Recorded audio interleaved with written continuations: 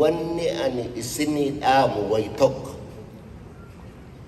namni seenaa isaa hin beekne amma Oromoon dure namoonni tokko tokko gaa wal abaaru waan beektu wallaalii waliin jedhu waan beektu wallaalii jechaan abaarsa hama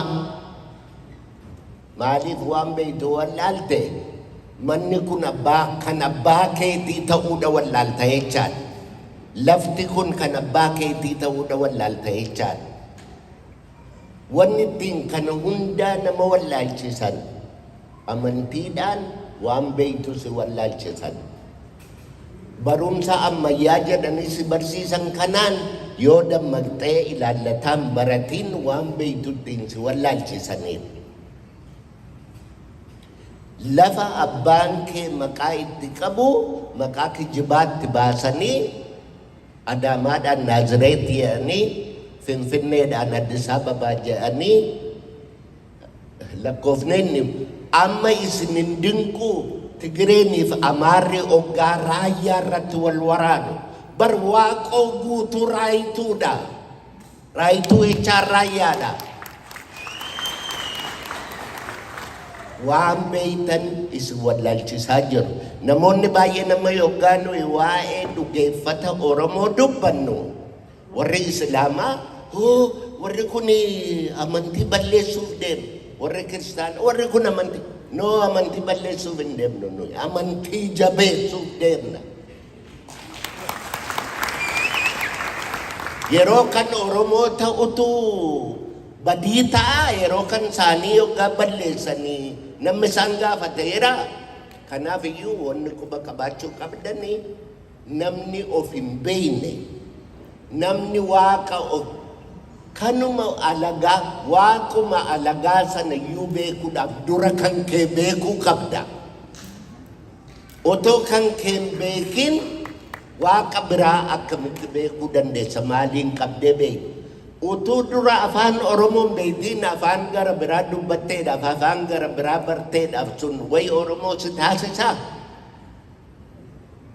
Ali Birraan yoggaa sirbu waan bade barbaadaa yeroon isaa ga'eera waraabessi guyyaan yuusuutti ka'eera dhuguma waraabessi guyyaan yuusuuttiira kan inni itti yuusaa jiru immoo gammachuutti miti har'a gammachuun dulloomeera isinitti yuusaa'eera dhaloota keessanitti yuusaa'eera isinirra har'a idaa guddaatu jira kana quba qabaattanii itti qophaa'uu qabdu Oromummaan baballeessaniiru isa bade sana barbaaddanii arguu qabdu isa jiru jabeessuu qabdu yoo kana gootan lafti isin gala dhugaan isin galti maqaan abbaa keessanii maqaan jabaa keessanii maqaan beekaa keessanii ka'ee awwaala keessaa baheetu ijaarama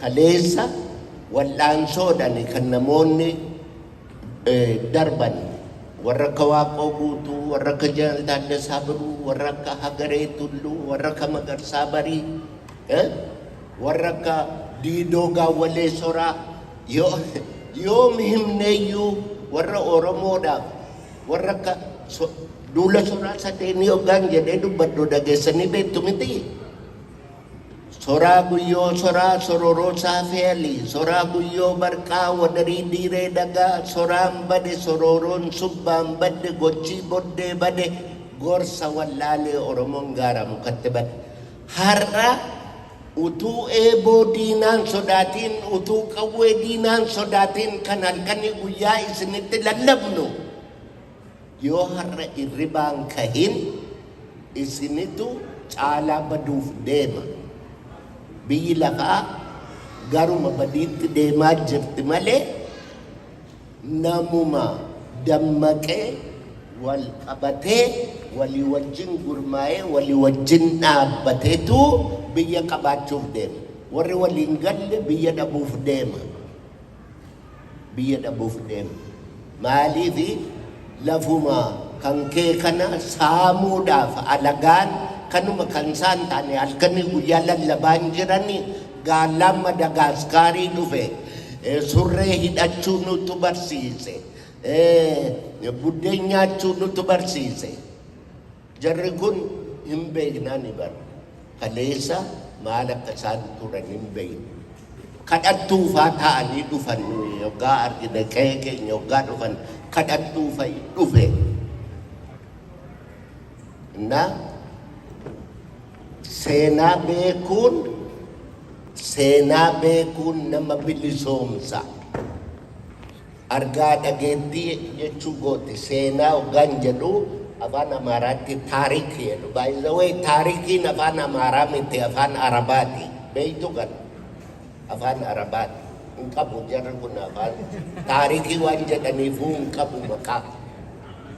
Afaan Oromootti immoo argaa dhageettii jedhama. Namni argaa dhageettii hin qabne lafa hin qabu. Namni argaa dhageettii hin qabne afaan hin qabu. Namni argaa dhageettii hin qabne ofumaayyuu hin qabu. Ofumaayyuu hin qabu. Kanaaf dubbii isinitti dheeressu irreechi har'a irreeffanne kun yayyaba Oromoo namni mana Oromoo ijaaruu barbaadu irreecha kanaan calqaba. Namni argaa dhageettii Oromoo ijaaruu barbaadu yayyabisaa argaa dhageettiidha. Argaa dhageettii jechuun kan kuno history, faranjiin history jedhamti.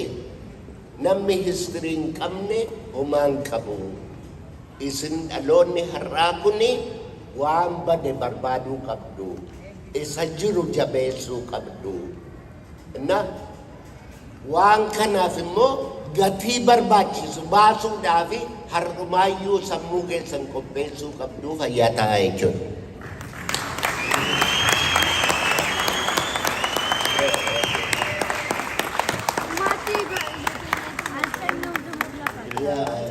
My friend is suggesting that I summarize what I said in Oromo for some of our children who don't actually speak or understand the Oromo language fully. What I just said has to do with the Oromo belief system. And what I just said is this. We are Oromos because we believe in Waka. And Waka is the truth. Waka is the origin and the source of anything and everything. Without Waka, you can't even think. You can't be a human being. So you have to Waka, the boundary between Waka and water, because today we assembled for Irecha every Oromo, anywhere and everywhere, assembles at a water body. We assemble at the water body because the Oromo signs, if you like, the Oromo belief tells us that there is no boundary between water and Waka. You are who you are. You are a human being. Animals, plants, anything that Waka created was made possible because water was with Waka and Waka was with water. Do you understand? Therefore, when Oromo talks about water, it's not just the water that you know. No. Water is mysterious. Water is consciousness. A person who is dehydrated The first thing a dehydrated person loses is what?